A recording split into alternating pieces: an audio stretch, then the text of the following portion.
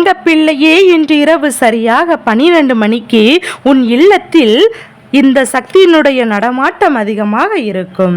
இதை கருப்பண்ணசாமி இதை பார்த்து வந்தவுடன் என் பிள்ளை பதத்தத்துடன் இந்த வாக்கினை கேட்காமல் சென்று விடாதே.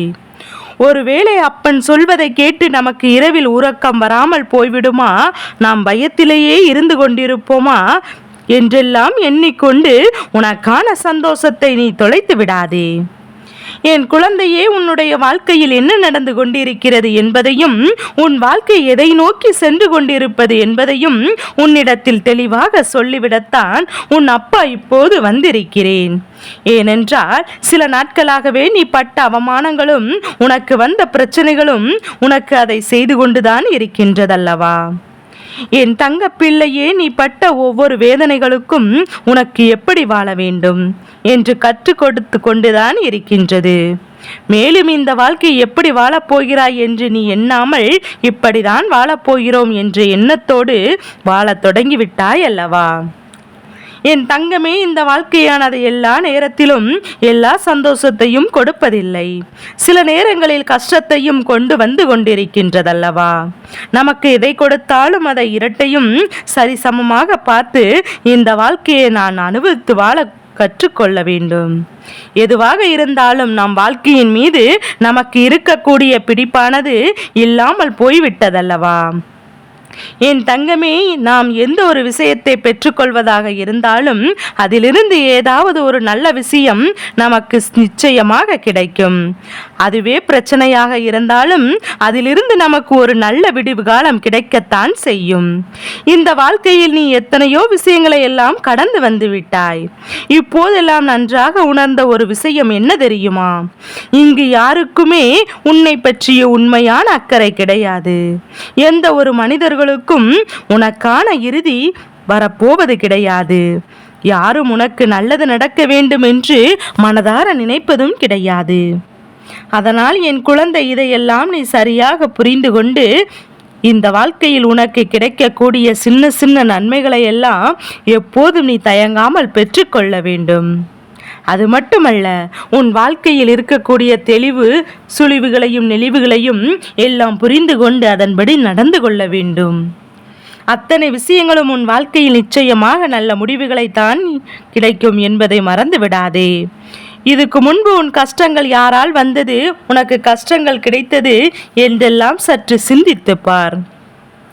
உன் அப்பன் எதற்காக இதையெல்லாம் உன்னிடத்தில் இப்படி சொல்கிறேன் என்பதை உன்னால் எளிமையாக புரிந்து கொள்ள முடியும்.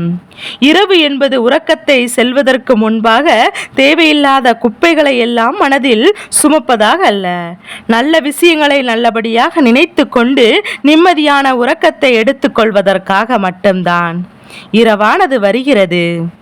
அதனால் இரவு நேரங்களில் நல்லதை மட்டும் சிந்தித்து நீ நன்றாக தூக்க வேண்டும். அப்போதுதான் உனக்கு நடக்கவிருக்கின்ற நன்மைகள் எல்லாம் தானாகவே தெரிய வரும். உன் வாழ்க்கையில் நடக்க இருக்கின்ற ஒரு விஷயங்களும் உன்னால் புரிந்து கொள்ள முடியும். உன் வாழ்க்கையில் எவ்வளவோ பிரச்சனைகள் இருந்தது, எவ்வளவோ வேதனைகளும் இருந்தது. எல்லாவற்றையும் கடந்து இந்த வாழ்க்கையை எப்படியாவது வாழ்ந்து விட வேண்டும், எப்படியாவது நீ சாதித்து விட வேண்டும் என்று நினைத்த உனக்கு இந்த கருப்பண்ணசாமி சொல்கின்ற ஒரு செய்தி நிச்சயமாக மிக பெரிய வரப்பிரசாதமாக இருக்கும். என் பிள்ளையே, இரவில் உன்னுடைய இல்லத்தில் ஒரு சக்தியின் நடமாட்டம் இருக்கும் என்றுதான் நான் சொன்னேன் அல்லவா? அப்படியானால் உன்னுடைய கவனமும் என் பக்கம்தான் இருக்க வேண்டும். இந்த கருப்பண்ணசாமி சொல்கின்ற விஷயத்தை நீ சரியாக புரிந்து கொண்டால்தான் உன் இல்லத்தில் நடக்கின்ற ஒவ்வொரு நன்மைகளும் உனக்கு தெரிய வரும். உன்னுடைய இதுவெல்லாம் என்ன நடந்து கொண்டிருக்கின்றது என்பதையும் தெரிந்து கொள்வாய். தெரியாமல் தான் நீ வாழ்ந்து கொண்டிருக்கின்றாய் அல்லவா? உனக்கு நல்லது நடக்கின்றதா தீயது நடக்கிறதா என்பதையெல்லாம் வரையிலும் முடியவில்லை. என் பிள்ளை இதனால் வரையிலும் நிச்சயமாக அமைதிப்படுத்தும் அல்லவா? இந்த கருப்பன் அதனால் தான் உன் வாழ்க்கையில் நடந்தது என்ன நடந்தது என்பதையும் முன்கூட்டியே விலக்கிவிட வேண்டும் என்று வந்திருக்கின்றேன். உன்னை சுற்றி நடப்பதெல்லாம் நன்மைக்காக என்பதையும் தீமைக்காக என்பதையும் உன் இல்லத்தில் என்ன சக்தி இருக்கிறது என்பதையும் கவனமாக கேட்டுக்கொள்ள வேண்டும். என் தங்கமே, உன்னுடைய இல்லத்தில் ஒரு சக்தி நடமாட்டம் இன்று நான் நடக்க இருக்கின்றதா அல்லது இதற்கு முன்பாகவே நடந்திருக்கின்றதா இதையெல்லாம் நீ தெளிவாக தெரிந்து கொள்ள வேண்டும் அல்லவா? ஒருவேளை இந்த வாக்கினை நீ நாளைய விடியலில் நான் கேட்கிறேன் என்றாலும் அப்போது நீ சிந்தித்து பார். இந்த அப்பன் சொன்னது என்னவென்று நிச்சயமாக நீ உணர்ந்து கொள்வாய். ஒருவேளை இந்த வாக்கினை நீ நாளை விடியலில் நான் கேட்கிறாய் என்றாலும் அப்போது சிந்தித்து பார். நான் சொன்னது இந்த நேரத்தில் எப்படி இந்த நடமாட்டத்தை உணர்ந்தேன் என்று நிச்சயமாக உனக்கு தெரிய வரும். என் பிள்ளையே, இந்த கருப்பன் சொல்கின்ற இந்த செய்தியை தெரிந்து கொண்டு உன் வாழ்க்கையில் என்ன நடக்கிறது, உன்னுடைய இல்லத்தில் என்ன நடக்கிறது என்பதையும் எப்போதும் தெளிவாக தெரிந்து வைத்திருக்க வேண்டும். இருக்கின்ற விஷயங்கள் எல்லாம் நமக்கு தெரியவில்லை என்றால் நம்மால் எப்படி வாழ்க்கையை நன்றாக வாழ முடியும்? என் பிள்ளை, நீ சற்று சிந்தித்து பார்க்க வேண்டும். முதலில் ஒரு விஷயத்தை புரிந்து கொள். இரவு நேரங்களில் தெய்வத்தின் நடமாட்டமும் அதிகமாக இருக்கும், தீய சக்திகளின் நடமாட்டமும் அதிகமாக இருக்கும். உன்னுடைய இல்லத்திற்குள் தீய சக்திகள் நுழைய முடியுமா என்று கேட்டால் நிச்சயமாக கிடையாது. ஏனென்றால் உன்னுடைய இல்லத்தின் வாசலில் உனக்கு காவல் நின்று கொண்டிருக்க உன்னுடைய குலதெய்வமும் உன்னுடைய காவல் தெய்வமுமான கருப்பசாமியும் அதோடு உன் வராகி தாயும் துணையாக சேர்ந்து நிற்கும் போது உன்னுடைய இல்லத்தில் அங்கு வந்து நான் செல்கிறேன் என்றால் அதே நேரத்தில் உன் இல்லத்தில் கன்னி பெண் தெய்வமும் நடமாடிக்கொண்டுதான் இருக்கிறார்கள். எத்தனையோ தெய்வங்கள் எல்லாம் உனக்கு காவலாக நிற்கும் போது நிச்சயமாக உன் இல்லத்தில் தீய சக்திகளின் நடமாட்டம் இருப்பதற்கு ஒரு சிறுதுளி அளவு கூட வாய்ப்பில்லை. அப்படியானால் இன்று இரவு உன் இல்லத்திற்குள் நடமாட போவது நல்ல சக்தி, அதுவும் தெய்வ சக்தி. இந்த தெய்வ சக்தியை எப்படி உணர்வாய் தெரியுமா? இரவு நேரத்தில் சற்றென்று உனக்கு விழிப்பு வரும்போது என் பிள்ளை, நீ தண்ணீரை குடித்துவிட்டு ஆறாமர அமர்ந்து விட்டு அதன் பிறகு மீண்டும் படுக்க செல்லலாம் என்று நீயாகவே தூங்கி விடுவாய். என் பிள்ளையே, இப்படி நீ சொல்வாயானால் நீ உணர்ந்தது தெய்வ சக்தி என்பதையும் தெரிந்து கொள்ள வேண்டும்.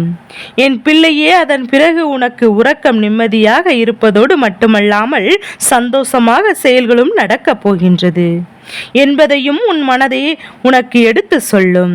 இந்த நல்ல நிலையை அடையப் போகின்றோம் என்ற உணர்வையும் உனக்கு அது கொடுத்துவிடும். என் குழந்தையே, இதையெல்லாம் நீயாகவே புரிந்து கொள்ளத்தான் போகின்றாய்.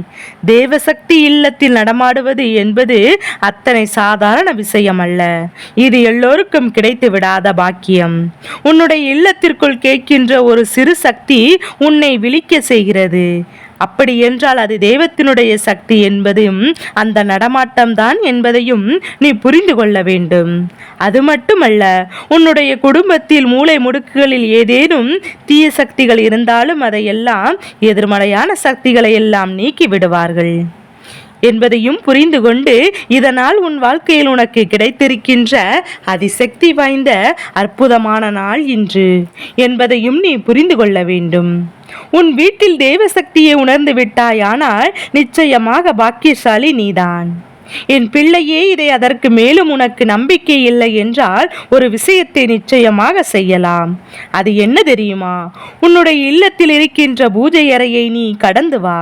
நிச்சயமாக அங்கிருந்து ஒரு நல்ல மனம் வரக்கூடிய விபூதியோ அல்லது நீ பூஜை அறையில் வைக்காத ஒரு மலரின் வாசமோ தெய்வத்தின் சக்தியை உனக்கு நிச்சயமாக உணர்த்திவிடும். என் அன்பு குழந்தையே, உன் வாழ்க்கையில் எத்தனையோ பிரச்சனைகளும் எத்தனையோ சோதனைகளும் எத்தனையோ கஷ்டங்கள் என்று எல்லாவற்றையும் கடந்து வந்து விட்டாய் என்பதையும் மறந்து விடாதே. இந்த நேரத்தில் தெய்வத்தின் உன் இல்லத்திலே இருக்கிறது என்பதை தெரிந்து கொண்டால் உன் மனது நிச்சயமாக அமைதி அடையத்தான் செய்யும். உன்னுடைய மனது இந்த வாழ்க்கையில் உனக்கான அத்தனை மகிழ்ச்சியும் பெற்றுவிடத்தான் துடிக்கும் என்பதை புரிந்து கொள். எந்த கஷ்டங்களையும் என் பிள்ளை இனி அனுபவிக்காமல் இனி வரப்போகின்ற இந்த நிலைமையை மட்டுமே நீ அடையத்தான் போகின்றாய். இந்த நேரத்தில் என் குழந்தை, நான் உன்னிடத்தில் எத்தனையோ முறை எத்தனையோ காலம் வரும்போது உனக்கான நல்லது நடக்கும் என்று சொல்லியிருக்கின்றேன் அல்லவா? அப்படிப்பட்ட நல்ல நேரம்தான் உனக்கு இப்போது வந்திருக்கின்றது என்பதை உணர்ந்து கொள். இதையெல்லாம் நீ சரியாக புரிந்து கொண்டால் இனி உன் வாழ்க்கையில் நீ முன்னேறுவதை எந்த ஒரு தீய சக்தியாலும் தடுத்து நிறுத்த முடியாது என்பதை மட்டும் நீ புரிந்து கொண்டால் போதும். என் தங்க பிள்ளைக்கு இந்த கருப்பண சாமியினுடைய ஆசீர்வாதம் என் குழந்தைக்கு எப்போதும் முழுமையாக கிடைத்து கொண்டே இருக்கும்.